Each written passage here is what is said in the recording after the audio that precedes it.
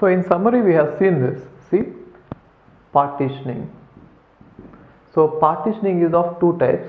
One is static partitioning or fixed partitioning, and other is dynamic partitioning. So how can you, what is the difference between static partitioning and dynamic partitioning? You can think of a cake. If the cake is already cut into pieces, and if you are supposed to take only one piece, that is static partitioning. Dynamic partitioning is cake is not cut, you are given the knife and you can cut whichever piece you want, how much ever size you want. That is called dynamic, right?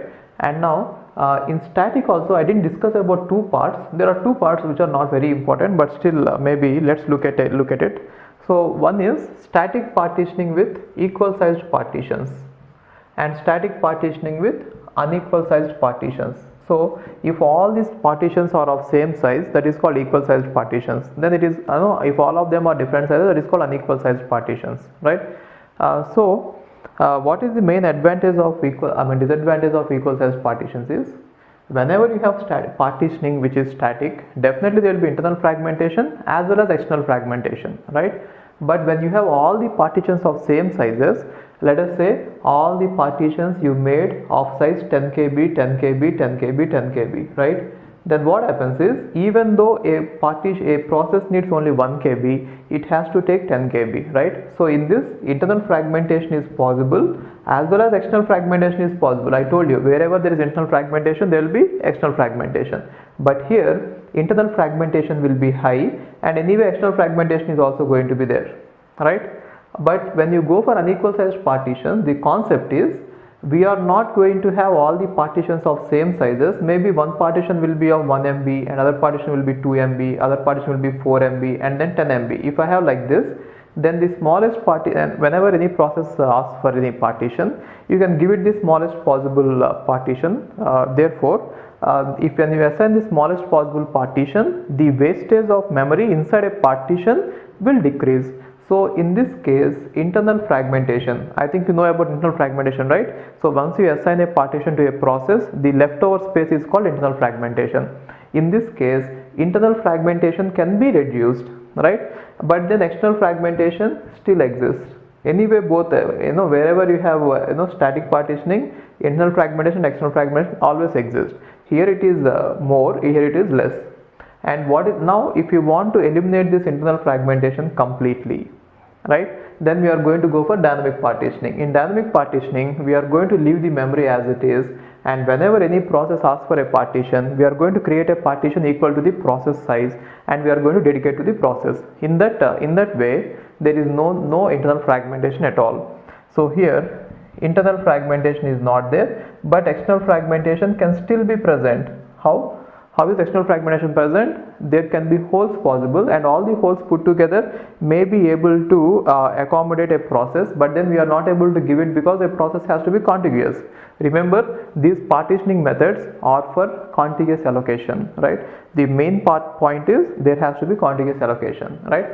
Now, earlier people used to use all these methods, and then they had one problem coming to this. See, the most popular among these two is unequal sized partitions.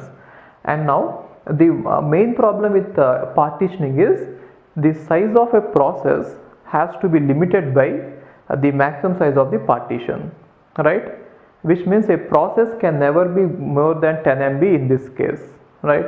Then how can we solve that problem? So in order to solve that problem, earlier people have used some solution which is called as overlays. So overlays concept is like this. They found out that even though a process is running, whenever a process is running, it will not use the complete program at the same time. It will be running only, it will be using only a part of it. Then overlays concept says that whatever part is required for you now, you load it, and once that part is done, you just unload it, you just pull it back and then get the new part which is required, and you run it. For example, let us say compiler has various phases, right? So in the first phase, maybe front end is required. So when front end is required, we'll load only the part required to the front end, and once it is done, we'll pull it out and then get the next back end. Got it? So similarly, whenever a program is running, it might need some data structures and some code, and you just load them and once that part is done, it might need some other code. Therefore, let the data structures be there and you change the code, right? So overlays is based on the observation that a process which is running might not need the complete program at all the time, right? It requires only small part of it, and whenever you need, whatever you need, you load it, and whatever you don't need, you put it in the hard disk, and next time when you need the other part, you just swap them, you just put it back and then get the other one next. So we shall see about the overlays. I'll show you with some examples.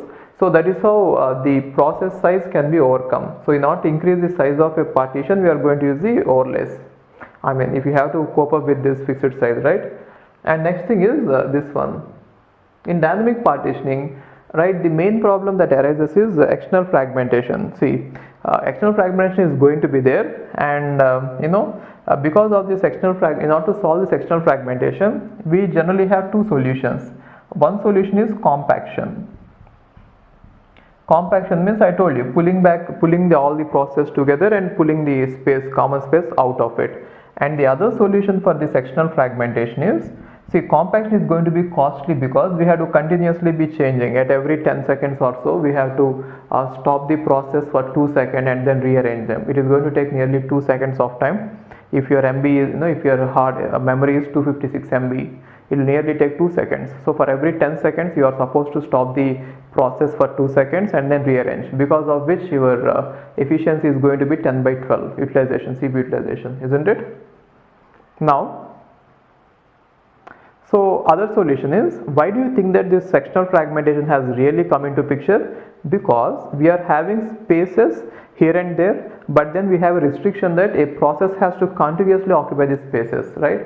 So in order to solve this problem, what we could do is remove that restriction. Don't put the processes here and there. What you could do is break the process into small pieces, and wherever you have space, you put them there. Now if I remove the restriction that a process has to be contiguous, and if I let the process be free, and if I say that a process can be non-contiguous also, which means part of a process can be present at the beginning and part of a process can be present at the middle, and it can be present at the end, in case if you have spaces there, right?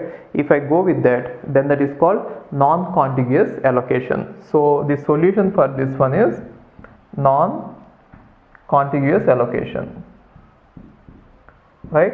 So there are two types of non-contiguous allocation. One is paging and other is segmentation. And we have a combination of paging and segmentation too. We shall see it, right? So whatever it is, what I mean to say is, whenever we have to see, these are all having some problems. In order to avoid each problem, we have some solutions, right? So whenever we go for this non-contiguous allocation, now a process can span over the complete memory, and one advantage of this dynamic allocation is you need not have any restriction on the size of the process. A process can occupy the full main memory available, but still that is a problem. Sometimes, recently these days, the programs are written so big that how much ever memory, okay, just imagine this, when people had 4 MB of RAM, then nearly 40 users used to use it, share it, 4 MB of RAM, and all the process used to be present in the RAM itself, isn't it? Now, even though we have GBs of RAM, our programs are becoming so big that they are eating up the complete RAM, isn't it? So, the observation is this: how much ever main memory you have, people are coming up with big programs and better programs which are going to take up the entire RAM.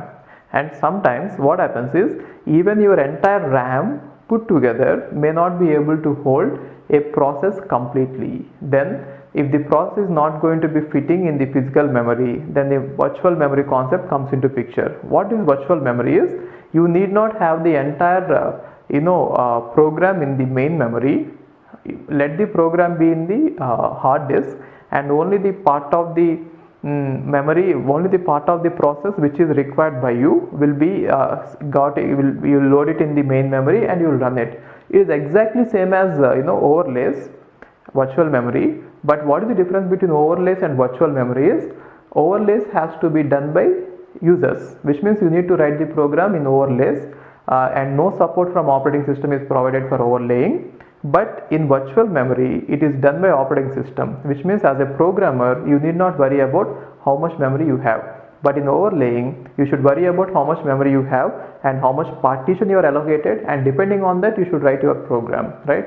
So the main difference between overlays and virtual memory is one is done by the programmer and it is going to be hectic, and other is done by operating system and it is going to be transparent to the user. As a user, you can feel as if there is a lot of memory under your disposal, right? So that is the main advantage of virtual memory. Okay, so I think this is too much to be discussed in just one video. We shall go slowly one by one. So what I'll take is, let's talk about overlays for some time, and after overlaying, then we can go into non-contiguous allocation and we shall discuss into about paging. And paging is the most important concept in memory management. Okay, so once paging is done, you can think that operating system, major part of operating system is over. Okay.